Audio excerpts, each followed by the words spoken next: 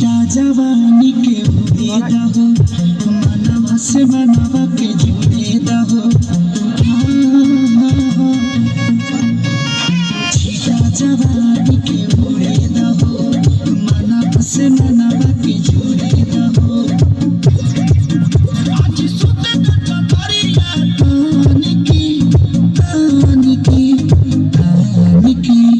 टूट जाई राजा जी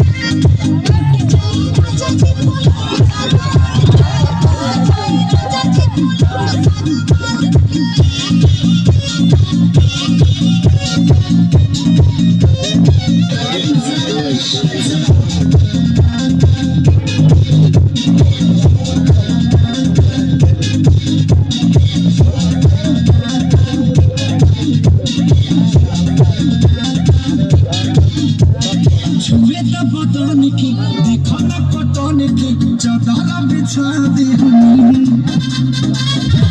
पलंग जे पलंग घनाते हनी पलंग पर चलो झुलाते छुए तो बदन की देखो ना कटन की चादर बिछा दे